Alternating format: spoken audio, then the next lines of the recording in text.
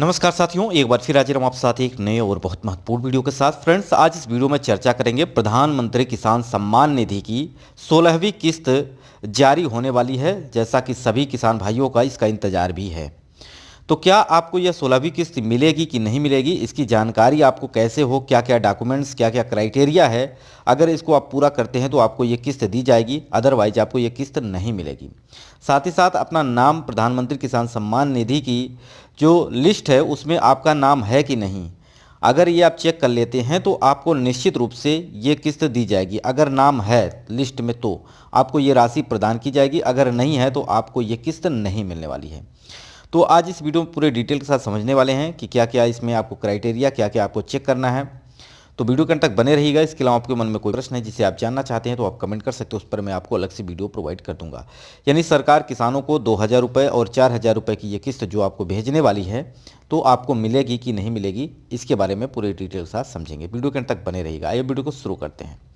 सबसे पहले हम बात करेंगे पीएम किसान सम्मान निधि योजना का लाभ पाने वाले किसान, जो पात्रता की बात की जाए तो वो इंडियन होना चाहिए, पहली बात। दूसरा, इसके अलावा वह भूमि का मालिक होना चाहिए, यानी आपके पास ज़मीन होनी ही चाहिए। ठीक है, चाहे आपको 1 बिस्वा हो, 2 बिस्वा हो, 4 बिस्वा हो, 5 बिस्वा हो, 2 बीघा, 4 बीघा, लेकिन 2 हेक्टेयर से ज़्यादा नहीं होनी चाहिए।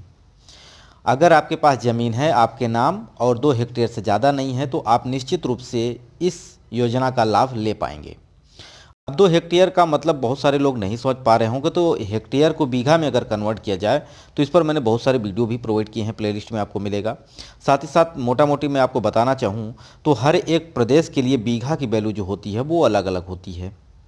उत्तर प्रदेश में कुछ वैल्यू और चलती है, हरियाणा में कुछ और चलती है, राजस्थान में और चलती है, गुजरात में और चलती है। तो यानी सब जगह यहाँ पे बीघे की वैल्यू अलग होती है, क्योंकि बीघा एक लोकल वैल्यू है, एक स्थानीय भाषा में बोले जाने वाला शब्द है जो कि आपके खेतों का क्षेत्रफल बताता है।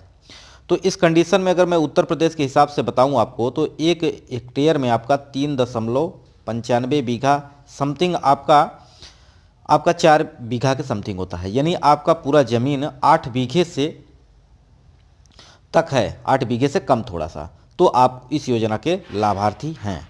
ठीक है फ्रेंड्स। और दूसरे प्रदेशों के लिए बीघे की वैल्यू अलग होती है, तो इसको अगर आप जानना चाहते हैं तो आपको बहुत सारे वीडियो मिल जाएंगे, प्लेलिस्ट में आप चेक कर लीजिएगा, उसमें हमने बहुत सारी चीज़ें प्रोवाइड की है अलग से। ठीक है फ्रेंड्स। वहीं आपको कंडीशन क्या है, इसके अलावा परिवार का कोई भी सदस्य नौकरी में नहीं होना चाहिए, यानी आपके पास सरकारी नौकरी नहीं होनी चाहिए। ठीक है। इसके साथ साथ किसान परिवार की आय जो है 2 लाख से अधिक नहीं होनी चाहिए, यानी आपके पास इनकम जो है वो 2 लाख से ज़्यादा नहीं होनी चाहिए, तभी आप इस योजना का लाभ ले पाएंगे। अब सरकार इसी के माध्यम से ई-केवाईसी कंप्लीट करवा रही, जैसा कि मैंने इसके पीछे आपको वीडियो प्रोवाइड किया था, ई-केवाईसी कैसे करें, ई-केवाईसी में अपना लिस्ट में नाम कैसे चेक करें। तो इसको जस्ट पहले मैंने वीडियो अपलोड किया था, उसको आप जाके देख सकते हैं, उसकी लिंक मैं आपको दे दूंगा, वहाँ से देख लीजिएगा। बशर्ते आप इसके जस्ट वीडियो के नीचे आपको वो वीडियो मिल जाएगा जिसमें आप देख पाएंगे, या वीडियो के एंड में मैं स्क्रीनशॉट आपको दे दूंगा, वहाँ से आप देख सकते हैं। ठीक है। तो फ्रेंड्स, क्या है कि अगर आप चेक लिस्ट में अपने प्रधानमंत्री किसान सम्मान निधि की जो लिस्ट है उसमें अगर आपका नाम होगा तो आपको निश्चित रूप से किस्त दी जाएगी 15वीं 16वीं। जिन लोगों को 15वीं नहीं वो भी मिल जाएगी, और जिन लोगों को 16वीं मिलनी है तो वो मिलेगी ही। ठीक है।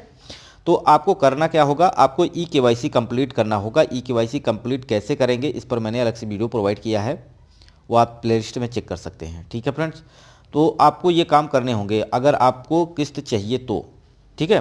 तो पीएम किसान सम्मान निधि की 15वीं किस्त राशि के आवेदन करने वालों जो आवेदन नहीं किए थे, यानी केवाईसी नहीं किया था, उनको 15वीं किस्त नहीं मिली थी, तो उनको 16वीं किस्त भी नहीं मिलेगी।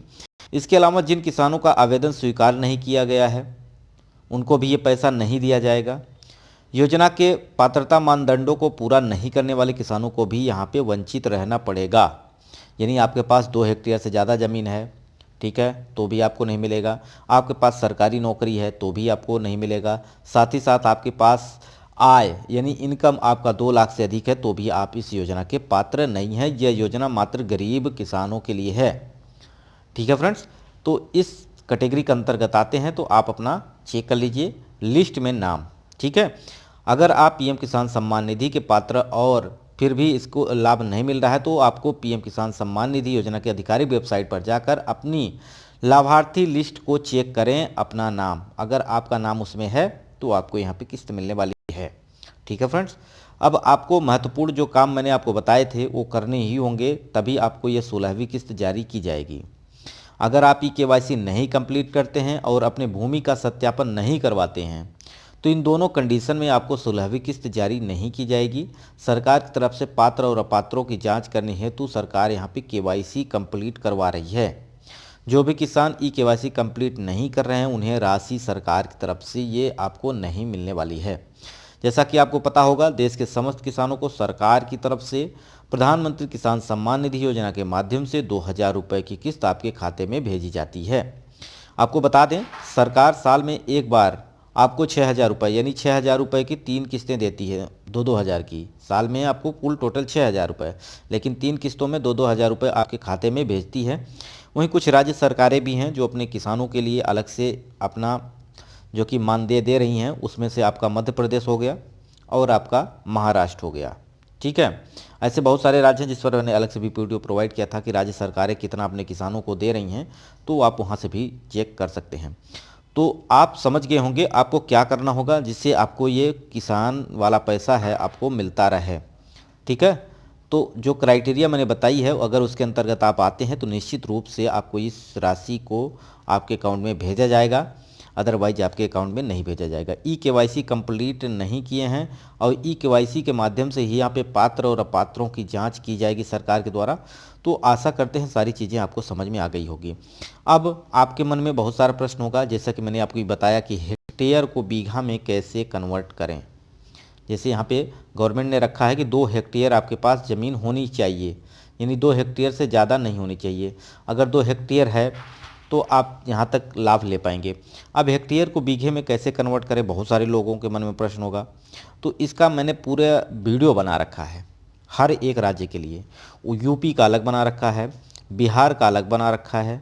ठीक है, इसी प्रकार से हरियाणा है, उत्तराखंड है, गुजरात है, पश्चिम बंगाल है। तो सभी राज्यों के, इंडिया के जितने भी राज्य हैं उन सब पर मैंने अलग से एक प्लेलिस्ट बना रखी है, उस पर मैंने डिटेल में बता रखा है, तो आप वहाँ से चेक कर सकते हैं। साथ ही साथ खेतों का क्षेत्रफल निकालना है, खेत का बंटवारा करना है, इस पर भी बहुत सारी चीज़ें हमने कवर कर रखी हैं। अगर आपने नहीं देखा तो जाके देख लीजिएगा, प्लेलिस्ट में आपको वीडियो मिल जाएगा। साथ ही साथ कोई मन में प्रश्न है जिसे आप जानना चाहते हैं तो आप कमेंट कर सकते हैं, उस पर मैं आपको अलग से वीडियो प्रोवाइड कर दूंगा। अब जाते जाते आप वीडियो को लाइक, दोस्तों तक शेयर, चैनल को सब्सक्राइब कर लीजिएगा। वीडियो यहीं समाप्त करते हैं। नमस्कार। ठीक है फ्रेंड्स।